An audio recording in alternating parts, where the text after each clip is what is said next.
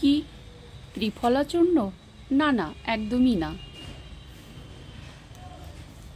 ত্রিফলা সার ব্যবহার করুন আপনার গাছেদের জন্য। ত্রিফলা সার, আপনারা হয়তো ভাববেন ত্রিফলা সার আবার কি? হ্যাঁ বন্ধুরা, একদমই ঠিক তাই। ত্রিফলা সার, দেখুন আমরা জানি ত্রিফলা অর্থাৎ তিনটি ফলার সমাহার। একটি ফলা নিশ্চয়ই তার শক্তি কম, এবং যখন তিনটি ফলা একসঙ্গে থাকে তখন তার শক্তি কিন্তু 3 গুণ বেড়ে যায়। এটা আপনারা নিশ্চয়ই বুঝতে পারছেন। তো সেরকমই দেখুন বন্ধুরা, ত্রিফলা সার বলতে 3 ধরনের যে শক্তিশালী উপকরণ দিয়ে যে সারটি আমি ক্রমাগত বানিয়ে থাকি। আপনারা সকলেই জানেন আমি জৈব উপায়ে গাছ করি এবং বিভিন্ন রকম সার আমি নিজে হাতে তৈরি করি এবং গাছেদের উপরে সেটা আমি প্রয়োগ করি, এবং আমি যে পরিমাণ রেজাল্ট পাই আমি সেটাই আপনাদের সঙ্গে কিন্তু শেয়ার করি। তো দেখুন বন্ধুরা, আপনারা কিন্তু দেখতে থাকুন এই ত্রিফলা সার কোনগুলো বা কি কি উপায়ে আমি এই ত্রিফলা সার ব্যবহার করি। ত্রিফলা চূর্ণ আপনারা অনেকেই জানেন মানবদেহের জন্য অত্যন্ত প্রয়োজনীয় একটা জিনিস। সেরকমই ত্রিফলা সার গাছেদের জন্য ব্যবহার করুন আপনারা।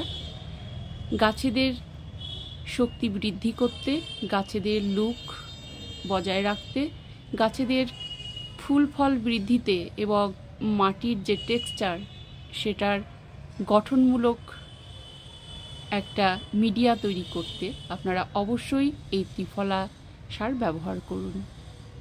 তো good afternoon friends, welcome back to my channel. আর আপনারা দেখছেন ড্যাফোডিলস গার্ডেন। চলুন দেখে নেওয়া যাক এই ত্রিফলা সার আমি কিভাবে তৈরি করি। দেখুন এখানে যে কন্টেনারটা আছে সেটাতে কিন্তু আমি অলরেডি নিয়ে নিয়েছি এখানে ভাত। দেখুন 5 থেকে 6 দিন আগে থেকেই কিন্তু ভাতটা রাখা হয়েছে, যার জন্য আপনারা দেখতে পাচ্ছেন ভাতটা পচন ক্রিয়া শুরু হয়ে গেছে। তো এই যে ভাত প্রতিনিয়তই আমাদের সংসারে বা কিচেনে বাড়তি থেকেই যায়, যেটা আমাদের অবলীলাক্রমে ফেলে দিতে হয়, নষ্ট করতে হয়, এবং ফেলাটাও একটা হ্যাপা। কিন্তু আমাদের ডাস্টবিনে গিয়ে ফেলতে হয় এবং লোকজন এসে সেটা নিয়ে যায়। তো আমরা যদি এটা না ফেলে দিয়ে বিনা পরিশ্রমে বিনা খরচায় একেবারে ফ্রিতে যদি আমরা সারটা পেয়ে যাই এবং আমরা গাছেদের ওপর প্রয়োগ করি, তাহলে কেমন হয় বলুন তো?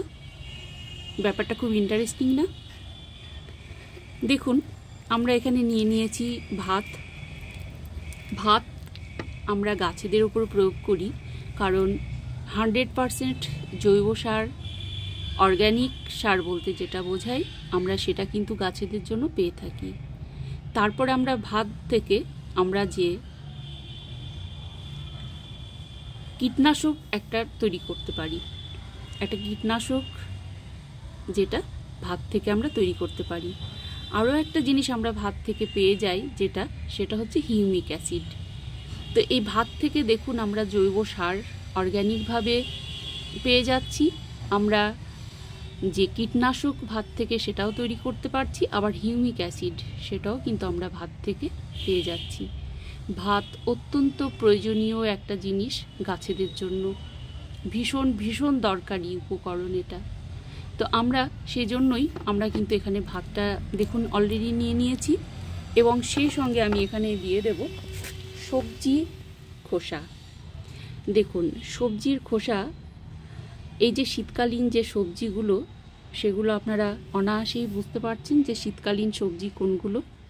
আমরা আলাদা করে আর আমি নামটা বলে দিচ্ছি না।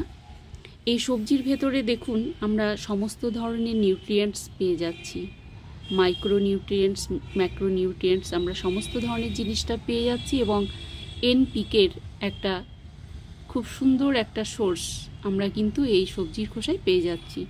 সেই সঙ্গে আছে দেখুন ডিমের খোসা। তো আমরা ডিমের খোসা থেকে ক্যালসিয়ামটা গাছেদের জন্য পেয়ে যাচ্ছি। এই যে পেঁয়াজ বা বিভিন্ন ধরনের সবজি থেকে আমরা পুরো কিন্তু এনপিকের সোর্সটা কিন্তু আমরা অবশ্যই পেয়ে যাচ্ছি। দেখুন, তারপরে আমি যেটা প্রয়োগ করব গাছেদের উপরে সেটা হচ্ছে এই যে চা পাতা। দেখুন, এটা আমার বাড়িতে ব্যবহার করার চা পাতা। এটা আমি প্রায় 1 মাস থেকে আমি এটা কালেক্ট করছি, রাখছি। দেখুন কত সহজে আপনারা বুঝতে পারবেন। এই যে আমি লিফ যেটা, সেই চা পাতাটা আমার খাওয়ার জন্য ব্যবহার করা হয়। তো এই ধরনের একটা সুন্দর জিনিস ফেলে দিতে নিশ্চয়ই কারো মন চাইবে না, যাদের অন্ততপক্ষে কিছু গাছ আছে। তো আমার ছোট্ট একটি ছাদ বাগান, আপনারা সকলেই জানেন সেটা, এবং কিছু অল্প হলেও কিছু গাছ আছে, এবং সেখানে আমি এ ধরনের জিনিসগুলো প্রতিনিয়ত ব্যবহার করে থাকি, এবং এগুলো ফেলতেও মন চায় না। কিন্তু এগুলো দেখুন, যেহেতু কালেক্ট করে রেখেছি আমি 1 মাস ধরে, খুব সুন্দরভাবে শুকিয়ে গেছে। এবং সব থেকে বড় কথা হলো, এই চা পাতায় আমরা কিন্তু প্রচুর পরিমাণেও কিন্তু এনপিকে আমরা পেয়ে থাকি। এনপিকে অর্থাৎ নাইট্রোজেন, ফসফরাস এবং পটাশিয়াম। তো দেখুন বন্ধুরা, আমার চা পাতাটা ভীষণই ভালো গাছেদের জন্য। এই কারণেই বলবো যে এই যে চা পাতাটা আমি ব্যবহার করি, চা, সেটা হচ্ছে দেখুন, আমি কিন্তু চিনি ছাড়া চা করি এবং দুধ ছাড়া চা করি, লাল চা বলতে যেটা বোঝাই। তো আমি যেহেতু চিনি এবং দুধ এই দুটোই ইউজ করি না, আমি চা পাতা করার পরে আমি ডিরেক্ট রেখে দিতে পারি। অতএব আমাকে ভালো করে ধুয়ে নেওয়ার প্রয়োজন হয় না, বা রোদে শুকানোর কিন্তু প্রয়োজন হয় না। অনেকে যারা দুধ চা করেন বা চিনি অ্যাড করেন, তারা কিন্তু ভালোভাবে কিন্তু চা পাতাটা কিন্তু তাদের ধুয়ে নিতে হবে। ধুয়ে এবং ভালোভাবে শুকিয়ে নিয়ে তারা কিন্তু ব্যবহার করবেন। দেখুন, আমার এখানে এই যে 3টে, এই যে ত্রিফলা, প্রথম ফলা যেটা সেটা হচ্ছে ভাত, এবং দ্বিতীয়টা হচ্ছে সবজির খোসা, এবং তৃতীয় হচ্ছে চা পাতা। তো চলুন দেখা যাক আমি এইগুলো কিভাবে, এই ত্রিফলা সারটা আমি নিজে হাতে তৈরি করি, একদম বিনা পরিশ্রমে, বিনা খরচে। আমি যত খুশি আমি কিন্তু এই সারটা তৈরি করতে পারি এবং গাছেদের ওপরে প্রয়োগ করতে পারি। এবং এইগুলোর মিলিত এই যে সমন্বয়ে যে সারটি তৈরি হয়, আপনারা দেখুন সেই সারটি কত সুন্দরভাবে এই সারটি তৈরি হয়। আপনারা দেখলে ইজিলি বুঝতে পারবেন। এখানে কিছুটা যেহেতু সবজির খোসা থাকে বা বিভিন্ন ধরনের চা পাতা থাকে, একটু ডেলা ডেলা হয়ে আছে। গাছেদের যখন এটা আমি জল দেব, এটা ময়েস্ট হয়ে যাবে এবং ইজিলি কিন্তু এটা ভেঙে যাবে। তো দেখুন, এত সুন্দর একটি সার যদি আমরা প্রয়োগ করি গাছেদের জন্য, আমার মনে হয় অন্য সারের কিন্তু একদম দরকার পড়ে না। জৈব সার হিসেবে আমরা যদি এই 3 ধরনের এই ত্রিফলা সার যদি আমরা গাছেদের প্রয়োগ করি, আমরা আর কোনো সার আমাদের দরকার হবে না। এবং এই সারগুলো আমরা কেন প্রয়োগ করব? এগুলো গাছেদের বৃদ্ধির জন্য, বিকাশের জন্য, গাছেদের ওয়েল ড্রেনেজ সিস্টেমটা ভালো রাখে, জলটা অতি সহজেই কিন্তু ড্রেনেজ হোল দিয়ে বেরিয়ে যেতে পারে, মিডিয়াটা হালকা রাখে ভীষণ, এবং শেকড়টা যে মিডিয়া, সেই মিডিয়ার ভেতরে শেকড়টা বিস্তার করতে পারে অবলীলাক্রমে, এবং আমরা তার পরিণাম হিসেবে পাই ফুল, ফল, আমরা সবজি, সমস্ত কিছুই আমরা কিন্তু খুব সুন্দর পেতে পারি এই সার প্রয়োগে। তো এই ত্রিফলা সারটা আমি তৈরি করব। দেখুন, এখানে ভাতটা অলরেডি রাখা আছে। এবার যেটা করব সেটা হচ্ছে, দেখুন, আমি এই সবজির খোসাগুলো দিয়ে দেবো এর মধ্যে। এই যে শীতের সবজি, বিভিন্ন ধরনের যে সবজি এবং ডিম, এবং যে দেখুন, আমি এটা কিন্তু আপনারা প্রত্যেকটা জিনিস বুঝতে পারবেন, আমি আলাদা করে এটা নাম বলার দরকার হবে না। সবজিগুলো, শীতের সবজি মানে বিভিন্ন ধরনের সবজি থেকে থাকে। আমি এখানে একটা বালতিতেই আমি কিন্তু দেখাচ্ছি। আমার কি, যেহেতু এটা প্রচুর পরিমাণে এটা তৈরি করতে হয়, বা আমি তৈরি করে থাকি, যেহেতু আমি জৈব সারগুলো প্রয়োগ করি গাছেদের, সেজন্য আমাকে কিন্তু এটা ব্যবহার করতেই হয়। আচ্ছা, দেখুন, আমি একটা স্তর দিয়ে দিলাম ভাত, তারপরে এই যে সবজির খোলাগুলো আমি দিয়ে দিলাম। এবার আমি কি করব বলুন তো, এখানে যে চা পাতাটা আছে, দেখুন কতটা পরিমাণে, আপনারা সহজেই বুঝতে পারবেন সেটা। দেখুন, এই যে চা পাতাটা আমি কিন্তু এখানে ঢেলে দিলাম।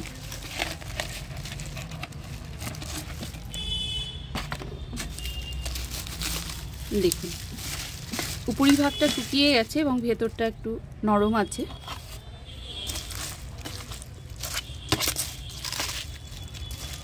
আচ্ছা, এই যে চা পাতাটা দিয়ে দিলাম, এরপরে আমি আরও একবার কি করব বলুন তো, আবারও দিয়ে দেব এখানে এই যে ভাতটা রাখা আছে। দেখুন কতটা পরিমাণে ভাতটা রাখা আছে, আপনারা দেখলেই বুঝতে পারবেন। এই যে প্রতিনিয়তই কিছু ভাত বাড়তি থেকেই যায় আমাদের সংসারে। আমি এই ভাতটা কিন্তু দিয়ে দিচ্ছি। দেখুন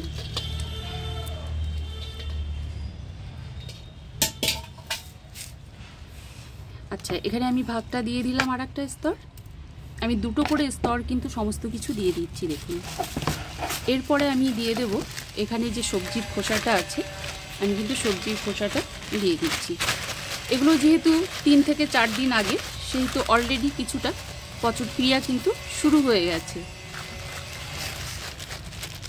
আর শাকটা মানে তৈরি হতে শুরু হবে খুব তাড়াতাড়ি, প্রসেসিংটা খুব একটা বেশি সময় নেবে না। দেখুন এখানে কিছুটা কাগজ আছে, কাগজটা আমি দিয়েছি কারণ এই কাগজ থেকে এটা ইজিলি পচে যাবে, সার তৈরি হবে এবং এখান থেকে কার্বন পাবে, আমাদের গাছগুলো এখান থেকে কিন্তু কার্বন পাবে। দেখুন এরপরে আমি আবারও দিয়ে দেব এই যে চা পাতা। দেখুন কতটা পরিমাণে চা পাতা আছে। আমি কিন্তু আবারও কিন্তু এখানে চা পাতাটা দিয়ে দিচ্ছি।